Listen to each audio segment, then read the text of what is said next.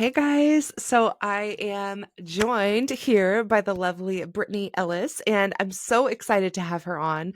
She's one of the Rise Live speakers for, the Happiness Summit, and we're gonna have a little chat today. I just want to hand over the mic so quickly, like right away, because I want to hear, about you, tell us, what you do, like how you got into this, just all of the things. I'm gonna let you just take it away. Sure. Thank you so much, Audrey, for even having me.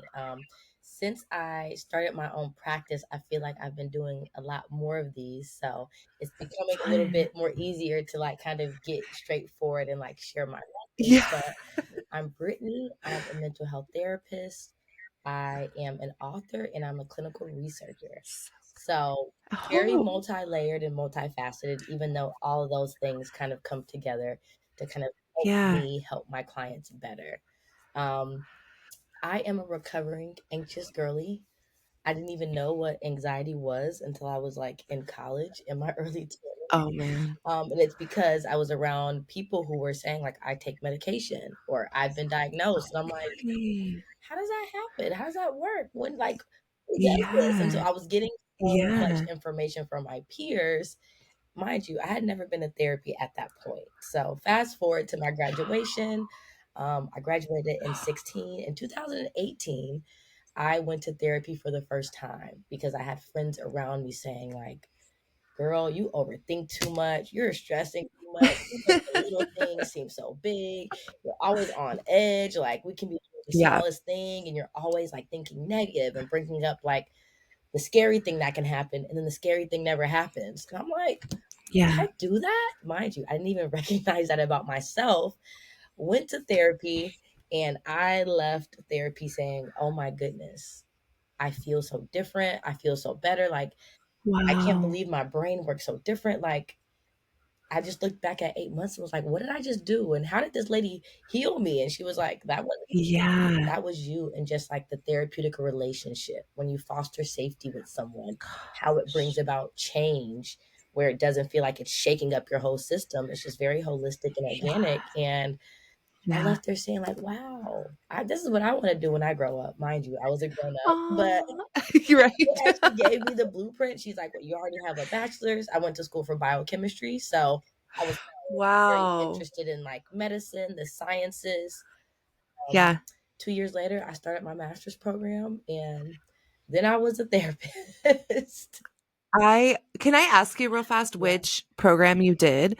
Because I've been looking and I'm Yeah. just so because there's so many different routes. Like which route did you There take? is. I did the Masters of Counseling at Northwestern in Okay. Chicago because that's where I'm originally from. And I'm Nice. also realizing now that I'm in the field, not all Masters of Counseling programs are created equally. So I meet Oh. clients who have said, wow, I've tried 3, 6, 7 therapists, and now I Yeah. found you, and this is different. And I'm just like, Yeah. wait, but we're all learning the same things. How were you all's experiences so negative and scary and painful? Yeah. And I'm like, maybe I just got lucky on the first try because I only had one therapist and it just worked. But I Wow. meet so many clients Clients. and therapists who are in therapy who are saying that they can't even find a very solid therapist for them. So that kind of has Yeah. me questioning. And as far as looking for a program, I would say just research, really doing your research. And what Yeah. approaches do they teach? Because my approach is very holistic in nature, and other approaches are very you sit down in a chair and say, why are you here? What do you need help with? What can I do? And let's just say if I was a client back then, I wouldn't even know how to answer that question. Yeah. Totally. So it's scary for someone to say, okay, what can I help you with? Why are you here? And it's my Yeah. friends told me I needed to be here. Exactly. So I love that. I want to actually unpack that a little bit more because for me personally, as a client, who's gone and I swear as an overthinker and as a what I want to say, like a professional woman or an educated woman, whatever, I know how to figure out the right thing to say. So when I'm sitting in that chair and they're like, "Why are you here?" or "What do you think that's about?" It's like, "Oh, I got an answer for you. I can tell you what you want to hear." And I think that that hindered me at first, and it took me a couple of different, trying different people on Yeah. till I finally found somebody who kind of did a very different approach. So I'm curious, what your approach, obviously, you can't give us your whole approach, but But like I can. kind of how you work with people, right? How that works at first to kind of get into that groove. Yeah. So the other part of me, like I said, my background is in biochemistry. I Mhm. worked for Johnson for years out of college. Oh, I wow. really like uh, developmental stages. I'm a big developmental Okay. nerd.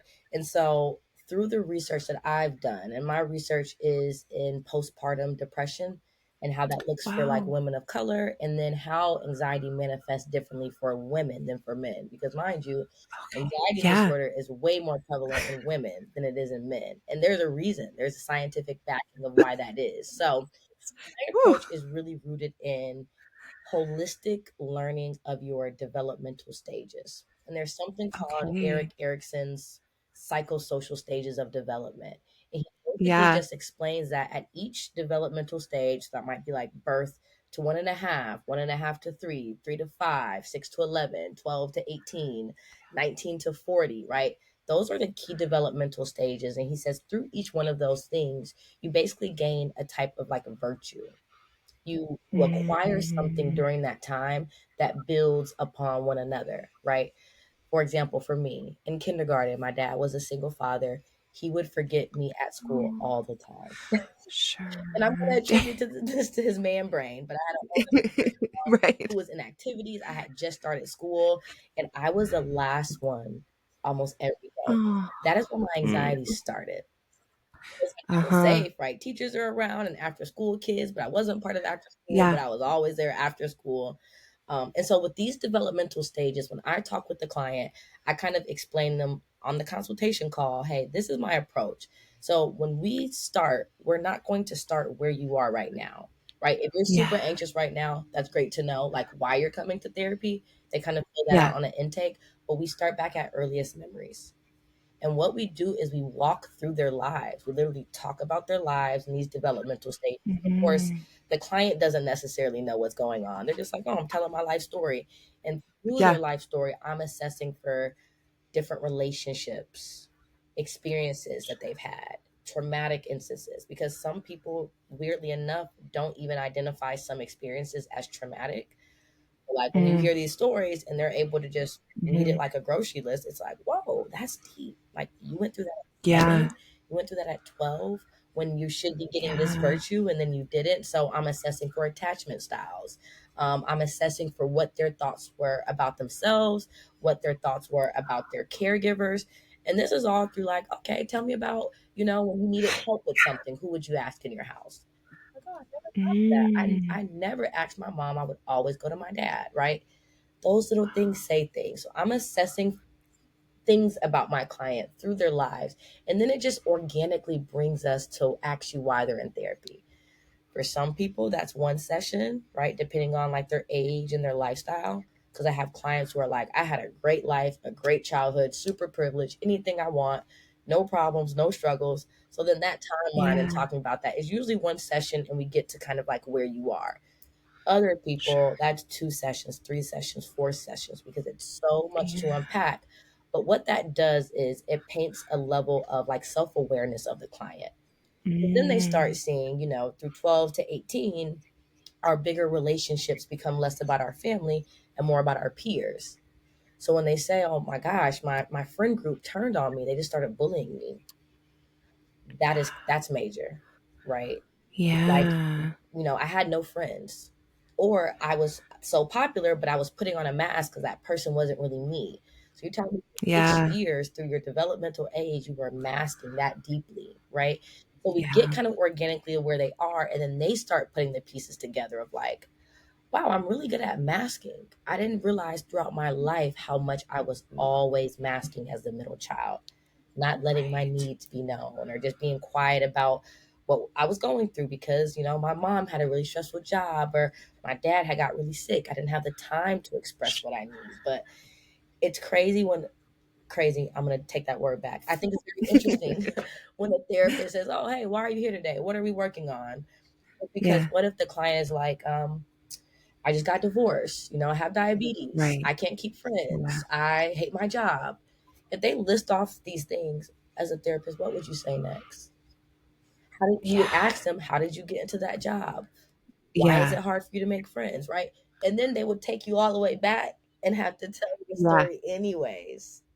Yeah, that makes so much sense. So when the clients who inquire about me, when they read on my site, they're like, I see holistic approach of looking at my life in a biopsychosocial manner and not just focusing on the right now, because something got us here. Like, Audrey, Yeah. you're just not who you are because like you are just who you are, right? There's an Yeah. accumulation of life that occurred that developed you into this. Oh my gosh, I love this. It's like getting so deep, but it's like, but I love the fact that, you know, like you're the one like doing all the thinking about it, right? Like rather than the client, rather than me and the sitting in the chair, it's like I don't know. I don't know all the answers. But like being able to just share the life story and then have you kind of analyze like what might be going on, Yeah. that's like When's, so when's the powerful. last time you literally sat down and told someone your whole life story? I mean, yeah, a long time, years, Right? But right? some people have never done that. So it's Yeah. just like when you're dating a new person, you might tell them about a last Sure. relationship you've been in or something fun you used to do Sure. or what you enjoy, but you're not ever sitting down and saying, well, at 3, blah, blah, blah, at 7, Yeah. da, da, da. Like, it's rare The that whole we ever thing. do that and sit down and like tell our Mhm. story like in the form of a book. Mhm. So, And I think too, like having that safe place to do that, like with you, like because there's so much that happens to us throughout our lifetime that we kind of just tuck away, compartmentalize, and we're like, no, like that wasn't that big of a deal. Like for me, I'm going to share it, but there was a weird experience that literally happened like around 3 years old or something. And I had done something and like my dad kind of ignored it, like he was busy, whatever. And I remember that now because I spoke about it once in therapy and I unpacked that whole situation and how it's affected me now. But years ago, when I started therapy, I was like, that doesn't matter. That little thing that I still remember now at 35 years old, oh, it's fine, not a big deal. And we do that to ourselves. I think that we can be so resilient sometimes that we're just like, no, like we're cool. We can just put that away. But really having somebody to unpack it with and talk about everything, it's important to do. the power of just like processing, right? But I will Yeah. say for clients, like you mentioned, they're so intellectual. They're educated, they're smart, they Mhm. know the why, they can tell you, well, I know this Mhm. matches with this, and that's great. For clients like those, we then have to take them back to get disconnect, like more connected to their body. Mm. Because you can be connected as much as you want in your head and know the things, but how are you feeling the things? Right? Because our body is Yes. storing trauma, our body is keeping a recollection of like a running memory of that whole timeline of your life. So you could be Yeah. right here and your body could be stuck at 14. Your body could be stuck Mm. at 25. And so sometimes just talking is just like not enough. And that's what other Yeah. really more technical modalities come in, like EMDR, Yeah. hypnotherapy, somatic therapy. Like there's other things that help the person who's like smart and intellectual and knows the Yeah. thing. Um, so yeah, there's a little something for everyone. But I Oh. think a good therapist is able to learn you, right? That's the most important thing. Mhm. Learn you and kind of can help you identify. It's just like you may know why you're coming here, but you may not know what you need. Tell me a little bit about, so we recently had somebody come on and talk about EMDR, but I would love to dive into the hypnotherapy if you like have a minute to kind of talk a little bit about that and how that can help, because I love that. I love like getting into the body. That's what helped me ultimately, Yeah. was I had to stop thinking things through in my head. It's called metacognition. It's like us thinking about our thinking. And if we get, It's too much. yeah, right? Because like it just can become too much. And also, Yeah. I am not like a certified hypnotherapist. I've done hypnotherapy Okay. before. Okay. It's so crazy. For a stint, I lived with my grandparents because my father was deployed. And my grandmother, she wore this very signature perfume called White Diamond. Of course, this is like back in Okay. the 90s. Oh my I don't know if you gosh. remember that Yes. scent, but that scent was like Mhm. the staple of my grandmother's home. So Every time my grandfather would travel, he would bring more white diamond back and give it to his friends. So Oh, it just became this thing. But while I'm undergoing the hypnotherapy treatment, when I like kind of came back to myself, she was saying like you were mentioning like white diamond, right? Like what does white diamond mean? And I'm just like, I have no clue. At the time, I'm just like, why would I wow. say that? Or and now I'm like, what else was I saying? You know, Yeah, I don't know. yeah. And it wasn't until after that I'm thinking like I kept a bottle, like it's an empty bottle, but of the white diamond perfume when I finally became an adult and like Aw. out of my grandmother's house.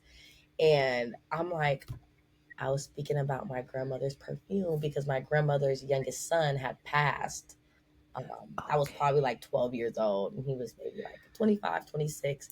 And it was such a hard time for her. She stopped wearing the perfume. Oh, And wow. I could not even believe that when we're talking about a very confusing time in my life, right? Going into Yeah, middle school, my uncle passing, my grandmother, who was my main caretaker, she just withdrew and became sure. emotionally unavailable. Yeah. Puberty, everything was happening for me all at once. I got a new sibling. My dad got like Oh my a twin. gosh. So everything was happening. And when she talked about like name a really confusing time, and this is confusion around yourself, confusion around your relationships, confusion just about life and what was happening, and who helped you make sense of it. At the time, I had no one to really help me make sense of it. And Yeah. so White Diamond came up in that hypnotherapy session because my grandmother stopped wearing the perfume at that time.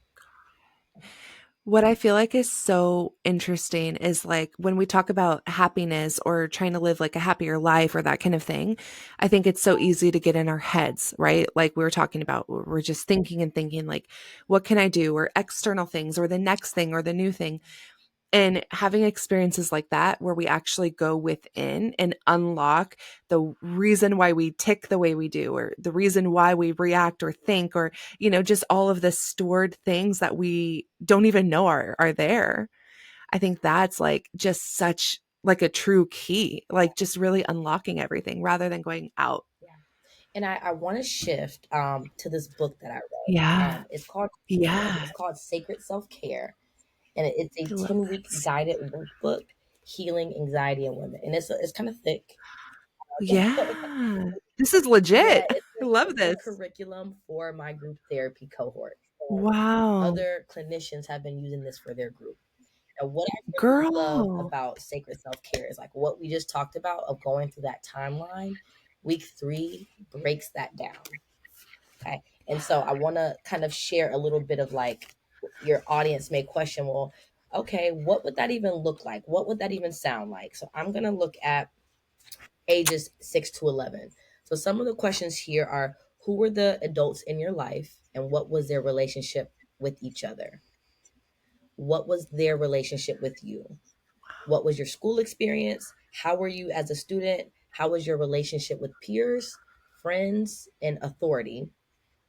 Right? And then any other significant relationships during this time. Because I mean, 11, weirdly, some people are like losing their Yeah. virginity really young or having like Yeah. instances of like molestation or sexual assault that young. Sure. So going through every stage, right? It changes a little bit 12 to 18. The questions are less about like family, home, and school and more about like you Mhm. and peers, right? Because there's a shift when we kind of Okay. hit puberty. But during week 3, it gets really heavy. And the first 2 weeks, week 1 and 2, are like explaining what is anxiety, how does that look, how does it manifest. Week 2 is learning more about CBT, which is the approach that I use mainly for people with Nice. anxiety. The research shows CBT, DBT are like the best modalities to use for that. But then So before you can even go any further to get into healing and figuring out, it's like you first have to document your story. Because mind you, this is yeah. like self-paced therapy.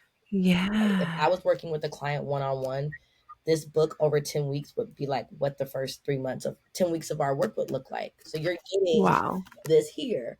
But as people were purchasing the book, you can find it on Amazon, by the way. As I was just gonna ask. people were emailing me, mind you. Of course, a lot of my friends purchased it, so they can just text me and call me and say, like, week Aw. 3, blah, blah, blah. What are you trying to say about me? And it's like, babes, I'm not trying to say anything. Your Yeah. story is your story, right? And when you Yeah. put it on paper and you start looking back at it, sometimes a lot of like anger and fear and just sadness comes up for people because childhood Okay. is what it is. And so I had Yeah. strangers reaching out to me and saying, like, I want to process week 3.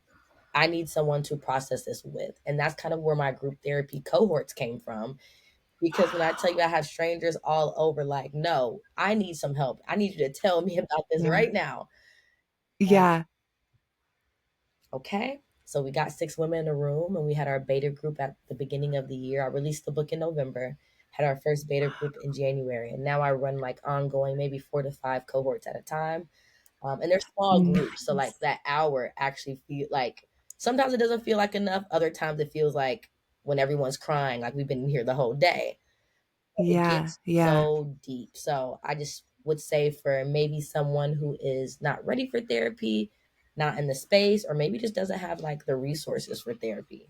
Sacred Self Care Mhm. is such a great book to start with because it is really going to bring about a level of self awareness and insight, which awareness and insight are a little different.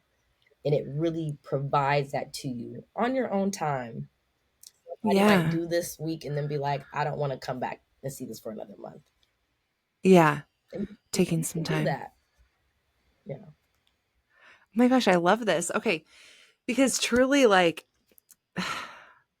I feel like right now, like with this like week being like the happiness challenge and all of that, I feel like it's so easy to come on and host a podcast and be like, happiness is the most important thing and like toxic positivity and blah, blah, blah. Yes. But I really love like talking about the modalities that actually work and talking about, the healing, like the deep healing that we can do that like can truly bring us to a happier place, meaning that we're more content and that we're Yeah. more just content in our lives, like not some kind of crazy shift into like this, toxic positivity thing, but like truly taking the time to go through this, to truly like do the healing step by step. Can you just give some kind of like motivation or inspiration or something like that to the woman listening who really hasn't dabbled much into therapy or healing at all, Yeah. and maybe she's just not sure where to start? Like this workbook's probably a great place, or coming to you in general, like how do we get her, she's 1 foot in 1 foot out, like not sure about this, like what can we tell her? Well, I want to go to bring up high functioning depression because although that's not the happy Mm, place, a big piece of high functioning depression is something called anhedonia, which is like your okay. inability to experience joy. Like you may have Mm, happy moments or things that make you feel good and then they end and then you no longer feel it. And so it's like yeah. this fleeting good feeling that never really stays. And I think I would recommend or suggest for women like that to find what brings you joy and not like massages, right? Because that's going to rack up and it's going to be expensive. Or when I get my hair done and nails done, I feel good. Yeah. Not that type of feel good, like external. And that's why this is called sacred self care, because self Mm, care has become so beautified and so yes. mainstream. Commercialized. Oh my gosh, that it's like you're telling me to be happy. Yeah. I need to get my hair done, my nails done, my toes Yeah. done, a massage, Yeah. chiropractor. 30-step skincare routine. Oh my Yeah. god, and it's unrealistic. It's unrealistic Yeah. for the typical everyday person. I'm a mom of a toddler, 2 years old, and when I tell you that baby keeps me on my feet, but what does make me I, happy, not even just being a mother, is when we're playing, when I mm, color. I didn't even realize, like, wow, I haven't colored in about 20 years. And now here I am. Anytime, like, I need a moment of like pick me up, but also need to bring her down and kind of meet her to yeah. communicate. I mean, communicating with a 2 year old is ghetto anyway, but Yeah. coloring, painting, getting Play Doh, making something with your hands. I guess you would call it really play therapy. So when I work with like little Yeah. people, those things bring me joy because when you are doing therapy with someone small, right? They don't have the language. Their frontal Hmm. cortex is so underdeveloped, their whole brain for that matter. So you can't sit here and say, hey, what's wrong? Tell me, what can I do? What's going on? Right. You can't do that. The only thing that they know how to respond to is by play, right? And there's an essence of that in all of us. A lot of the Mm, times we unlock it. Let's just say if you were the older sibling, maybe you have to grow up a little faster so you didn't get the actual immersive time to just like play. But whether it be with sand, Play-Doh, art, paint, canvas, going outside, walking, the sunlight, nature's medicine, breath work, like find the things that are small and that you can do whenever you need to do them and integrate that into your life. Because joy is like the same way we need to feel connected. We need to feel like we belong. That's like a mammalian instinct we all have. Joy is also one. And when you see those the lions on the Yeah. Discovery Channel and the baby cubs are like crawling on their parents and getting thrown around and they're like chasing each other, like that is play. That's joy, right? We all have this innate need to experience that. And high function depression comes in when we don't feel that at all or may have lost the capacity to feel it. So Yeah. when we talk about like what to do to kind of get to that place, find what brings you joy, even if it's just 1%, even if it's like the smallest thing, do the small thing. You already knew I was going to ask for a little challenge, and I'm curious if that's it, or if if you want to share something like else, or yeah, because I love that. Yeah, I I love would that. say my happiness challenge would be to maybe two things. Find a Yeah. way to play. Of course, that's appropriate and that works for you. Because if you're the only grown up and you go to a park and there's a whole bunch of kindergartners, someone might be like, "Hold on, this lady came with no kids and she's just here hanging out." So, right, what makes sense for you? Some type of play, right? Watching your Yeah. shows is fine. That's a good decompressor, right? But that's still like not the healthiest distraction, right? Because then you turn the show off and you're still back in that place. So doing something that releases the happy chemicals and the happy hormones. So that would be number Yeah. one. Number two, I want you to go to feelingswheel.com. Okay. And feelingswheel.com gives us literally a range of emotions and it's all color coded. So in the middle, it'll be like our six core emotions: happiness, sadness, anger, guilt, fear, shame. And then as you move Nice. out, the emotions get more detailed. So you can be angry, but you can be let down, right? You can be humiliated, you can be infuriated, right? There's different tiers to anger. Yeah. The same way that you can be happy, right? Because that's like our blanket emotion, like that's like the top of the tier. But then it really hones down and it provides the language around what it is you're feeling. And so there's something called affect labeling, which means that people feel more clarity and they feel a relief when they know what's going on. I think I made a post about this recently of like if you're in a dark room and you hear a giant crash, your mind is going to go to 10 different places. The roof is falling, someone's going to break Yeah. in, I'm going to get hurt. And then if you turn on the light and see that your cat just knocked something over, you're like, "Oh, that's just my cat being my cat." And you wouldn't be as stressed. And so Yeah. affect labeling, what our affect mean, which is like what our disposition is. When you have language around your experiences or your symptoms and where you are, that really is a relief. And most times people are so because you're feeling and you may not even know what you're feeling. Yeah. This is so good. Thank you so, so much. And, everybody listening, like, do the challenge of the day, like, tag us in it. I'll make sure that all of Brittany's info is down below. And also, just on that note, will you let us know where we can find you? Like, is Instagram the main place? Yeah, well, my website is To Be Well Therapy. That's the name of my private practice. So tobewelltherapy.com or To Be Well Therapy on the things, but I am to be underscore Brittany. So the number two, my initials BE underscore my name, Brittany. And you can kind of find me on all of the places. So To Be Well Therapy and To Be Brittany. Perfect. And I'll make sure it's down below as well. But yeah, definitely tag us, like let us know how you're finding this because I love that. Like there's so many different emotions, there's so many different things. There's just so much in this whole conversation that I know everybody's going to get so much value from. So, thank you so Thank you much. for having me. It's been a pleasure to be here and speak with you. Same.